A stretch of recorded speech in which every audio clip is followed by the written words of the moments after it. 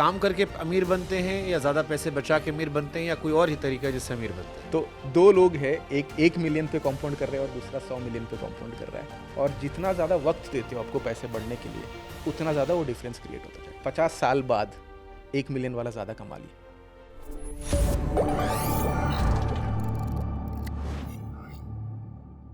काम करके अमीर बनते हैं या ज़्यादा पैसे बचा के अमीर बनते हैं या कोई और ही तरीका है जिससे अमीर बनते हैं? इन दोनों का कॉम्बिनेशन है।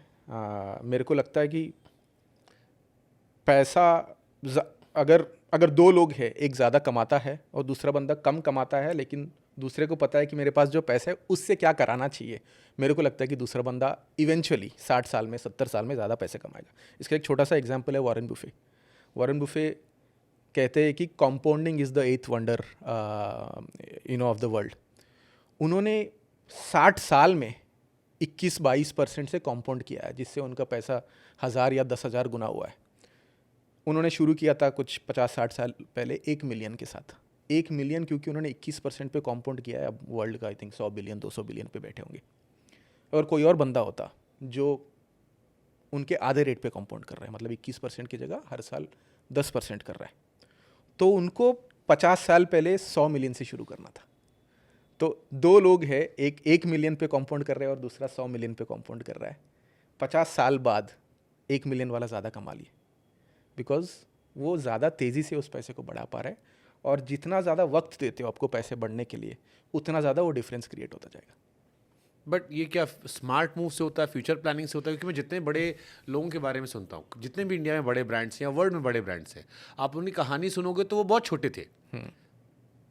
सारे जितने भी मैं पढ़ता हूँ, मतलब खाने के ब्रांड्स हों, पहनने के ब्रांड्स हों, कपड़े के ब्रांड हों, होटल की फ्रेंचाइज देख लो, सबने छोटे छोटे फ्रॉम हल्दीराम एवरीवन। राइट। तो ये क्या होता है जो इनको अलग कर देता है? क्योंकि उस जमाने में भी रईस रहे होंगे, राइट। बट वो रईस आज रईस नहीं रह गए जो पुराने रईस थे, और जो आज रईस बने हैं इन्होंने क्या अलग किया कि ये रईस बन गए? आई थिंक दो चीज़ें। एक तो बहुत बड़ा चीज़ इस दुनिया में लक है। हम अनफॉर्चुनेटली उन्हीं का कहानी सुनते हैं, उन्हीं का कहानी सुनने में पसंद करते हैं जो सक्सेसफुल रहे हैं। तो 50 साल पहले ऐसे हल्दीराम्स टाइप 50 लोग शुरू भी किए होंगे, उसमें से एक सक्सेसफुल हुआ है, तो उनका स्टोरी ज़्यादा सुनते हैं। तो लक तो है ही फॉर श्योर। दूसरा परसिस्टेंस है। आपको अगर 10 बिजनेसमैन का स्टोरी पढ़ते हो तो उसमें से 10 में से 7 या 8 लोग 10 साल के लिए बहुत अच्छा किए होंगे, और अगले 10 साल के लिए उस 8 में से और 80% ही किए होंगे। अगले 10 साल के लिए उस 8 के 80% के भी 80% किए होंगे। क्योंकि आपका जो पैशन है और वो ड्राइव है, वो आप कितने ज़्यादा दिनों तक आप उसको कायम रख सकते हो, उसको परसिस्टेंट रख सकते हो, that is what will create the difference. Generation कितना रख सकती है आपकी जनरेशन, मतलब as a family over time you keep executing, keep doing the right things again and again and again, repeat करो 50-60 साल तक, उसमें बहुत बड़ा डिफरेंशिएटर बन जाता है। जैसे हम छोटे जब थे तो मुझे याद है कैफ़े कॉफ़ी में बहुत जाते थे। राइट। बहुत फेमस था। हाँ। एंड अच्छी कॉफ़ी मिलती थी, सस्ती कॉफ़ी भी थी। हाँ। फिर वो ब्रांड ख़त्म हो गया। हाँ। मुझे याद है बिग बाज़ार बड़ा ब्रांड था, ऐसे बहुत सारे ब्रांड थे, जो बिग सिनेमाज या और बहुत सारे ब्रांड थे, वो थे, फिर गायब हो गए। नोकिया मोबाइल का एग्जाम्पल है। हाँ। आई थिंक नोकिया का एग्जाम्पल या बाकी ब्रांड्स का भी एग्जाम्पल, मोस्ट ऑफ आपने जितने भी कहानी मतलब ऐसे बहुत सारे ब्रांड्स हैं जो आपको याद होगा हमारे चाइल्डहुड में बहुत बड़े थे। करेक्ट। वीडियोकॉन, हाँ। ओनिडा टीवी आता था। हाँ। हमारी मेमोरीज में वो है। हाँ। बट उनका बहुत पैसा था। माइक्रोमैक्स मोबाइल फ़ोन आया करता था। हाँ। इंडिया का पहला फ़ोन था और अच्छा चल रहा था, मैंने यूज़ किया। हाँ। फिर वो गायब हो गए। हाँ। तो ये बिजनेसमैन का फ्लॉप होने का क्या वजह होती कि क्या? सो मेजरली जो एस्टेब्लिश्ड बिजनेसेस है जो डाई डाउन हुए, उसमें एक लैक ऑफ इनोवेशन है। हाँ, बहुत सारे बिजनेसेस में, जैसे नोकिया जब आया तो एंड्रॉयड और आईफोन आके इनको कर दिया, और नोकिया का एडॉप्शन टू एंड्रॉयड ऑल्सो बहुत लेट हुआ। Same goes for blackberry. Same goes for blackberry. Blackberry का तो एक शायद मूवी भी बनी थी जिसमें लास्ट तक वो डिनाई करते रहे कि iOS कुछ नहीं कर पाएगा। तो वो एक लैक ऑफ इनोवेशन है। दूसरा माइक्रोमैक्स के केस में तो थोड़ा सा और कहानी था, जहाँ पर चाइनीज़ कंपनीज बहुत सारे इंडिया में आ गए एंड उनके पास अनलिमिटेड कैपिटल था, बिकॉज वो चाइना में बहुत सारा पैसा कमा चुके थे।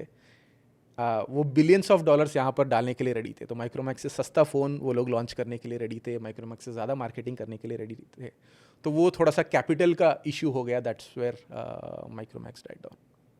तो एक पैसा कमाना, वही फिर मेरा सवाल है कि पैसा कमाना एक विषय है, हाँ। कमा कर उसे बढ़ाना, हाँ। इसके लिए क्या चीज़ें ज़रूरी है, अगर आपको 3-4 चीज़ें से बतानी हो? सो आम आदमी के लिए जब जो कोई भी अगर इन्वेस्टमेंट करते हो तो उसको 2 कैटेगरीज में आपको डिवाइड करना चाहिए। एक पैसे बचाने का इन्वेस्टमेंट, एक पैसे बढ़ाने का इन्वेस्टमेंट। ओके। पैसे बचाने का इन्वेस्टमेंट इज़ हमेशा शॉर्ट टर्म, कि आपको 2 साल बाद गाड़ी खरीदना है, या 2 साल बाद आपको आईफोन खरीदना है, 2 साल बाद ज़मीन खरीदना है। तो ये जब भी शॉर्ट टर्म देख रहे हो, आप पैसे बचाने के लिए कोशिश करो। तो उसमें से उसके लिए आप सेफ इन्वेस्टमेंट्स में करते हो, जैसे एफडी हो गया, बॉन्ड्स हो गया, ये सेफर इन्वेस्टमेंट है। और दूसरा पैसे बढ़ाने का इन्वेस्टमेंट, जिसमें आप लॉन्ग टर्म देख रहे हो। एक आम आदमी मोस्टली रिटायरमेंट के लिए या बच्चों की शादी के लिए वो जमा कर रहे होते पैसे, जिसमें उनके पास 15-20 साल रहते हैं। उसमें आप ऐसे इन्वेस्टमेंट्स चुनोगे जो एफडी और बॉन्ड से बेटर फास्टर कंपाउंडिंग कर सकते हैं, जो वॉरेन बफे ने किया था, जो स्टॉक्स में ज़्यादा कंपाउंड कर सकते हैं। वो इसीलिए कॉन्फिडेंट थे कि उनको 60 साल तक पैसे को ना डिस्टर्ब करने का कंफर्ट था। तो जो भी लॉन्ग टर्म इन्वेस्टमेंट्स है उसमें आप थोड़ा सा रिस्क लेना चाहिए, इक्विटी म्यूचुअल फंड। जो भी शॉर्ट टर्म जो पैसे बचाने का इन्वेस्टमेंट है वो एफडी और बॉन्ड्स, ऐसे सेफर इन्वेस्टमेंट में पैसा डालना चाहिए। और पैसे अगर आपको बढ़ाना है तो the biggest thing is time. जितना ज़्यादा टाइम के लिए आप पैसे को टच नहीं करते हो, उतना फास्टर और उतना ज़्यादा अमाउंट में आपका पैसा ग्रो होता है।